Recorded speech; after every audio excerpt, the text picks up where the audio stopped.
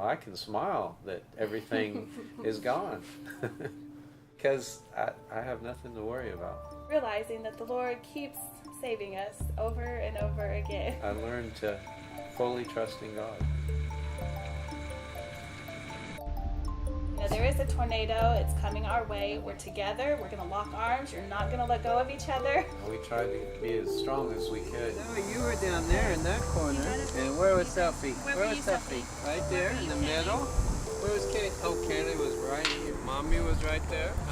It felt to me like there were these huge giants just ripping our house apart. I told the girls we took care of Shadrach, Meshach, and Abednego. If we have to go through the furnace, then whatever the outcome, the Lord is still going to take care of us. I learned what it felt like to lose your house.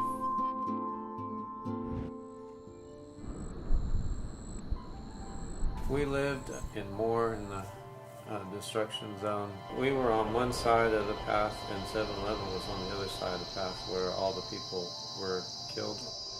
The day before, we're talking and said, okay, so what if we were at home and there was a tornado? What kind of plan would we have? We decided that our bathroom was the safest spot in our whole house. In Stevens County. So that morning, I'm watching the news. This has the potential of producing a long-track tornado.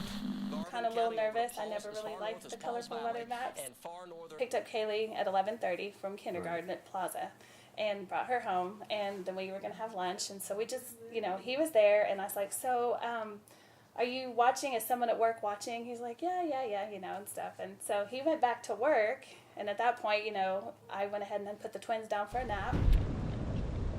Thinking it was about 2:45, they were starting to actually follow specific cells now that were looking like they could be bad and possibly head our direction. My boss, he wasn't there at the shop, but he would call and give updates. When it finally started coming, he said, well, you guys need to start packing everything up. I looked out the windows, and Telephone Road was bumper-to-bumper traffic. And I was like, would we be able to get out? What would we be stuck in traffic when the hail came and whatever? I hate it when your hands are full and you have to take a picture with. I woke the twins up, got Kaylee, and I made them put on jackets, their helmets. We went in the bathtub. I'm on the phone with my sister, and I put the phone on the bathtub. I'm talking to her, and she's kind of watching the news because at this point I can't watch the news. I went up and over the overpass of the highway. Everything is just total black with golf ball size hail hitting, I didn't know if he was coming home. I just thought, okay, I don't know if he's going to be here. I'm on my own. And I put the mattress behind me and everything over my head, and the girls and I are set, and we're ready for whatever's going to happen. And the doorbell rang, and I was like, I'm outside and the storm is here. It's hailing big, so I know it's not far away. And I'm stuck outside. And I get out and I go into the door, and it's Nathan. Amber has the child lock on, so a key won't get in. We all get in the bathroom again. Nathan and I are knelt down in front of the tub, laying over the top of the girls, we locked our arms, and he kind of held the mattress behind us as best he could. Tornado emergency for Moore. You folks in Moore, you need to grab whatever it is you need to grab, and you need to go underground. When we heard it was a tornado emergency, that was concerning. We've never heard that before. So, Jesus loves the little children. We prayed and sang. My sister was praying and singing with us on the phone. Yeah. When it started getting really loud, we knew it was there because even with the helmets muffling the sound, it got really loud all of a sudden.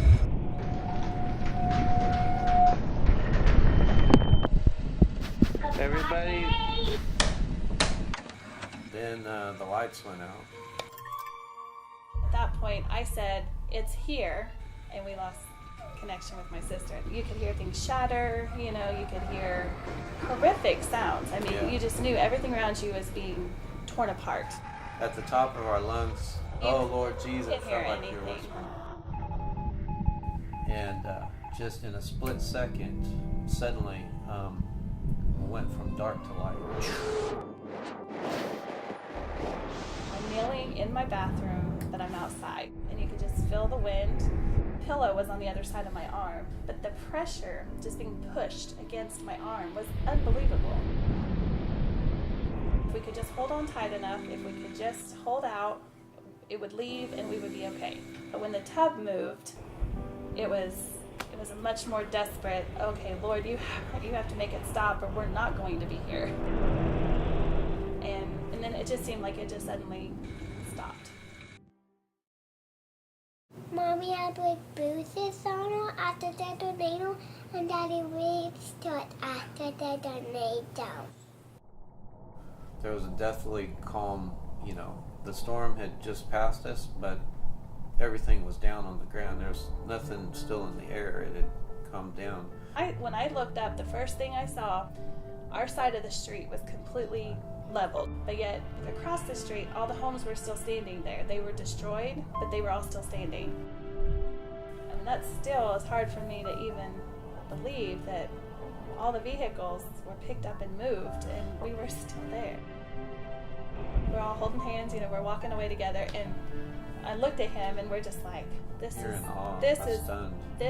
all we have right here. I had an amazing peace with the fact that all 5 of us were still there. We all 5 got up, and we all 5 walked away together. It has made it really easy not to worry about the rest of this stuff.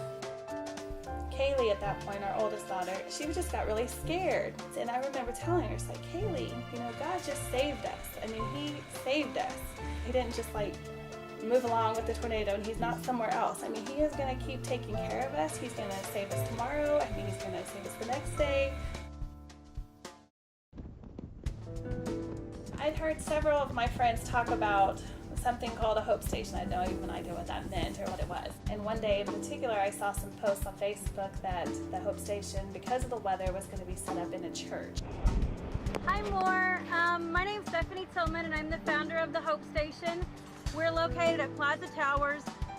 It is getting hot out here. So we went that night and met Stephanie for the first time. And I remember walking there with the girls, and they instantly, made friends with some of the volunteers and were giggling and happy and coloring their shirts. I wrote Plaza Towers rocks. We suggested we come over here and think about, our shirts, writing your hope story, be encouraging to people who read it. I put transformation comes at a cost. We lost it all, but walked away with everything. By putting my thoughts on paper, it helped kind of pull the event into a period of time so that I could, 1, sort it out, and 2, emotionally pick up and go on because, the Lord saved me,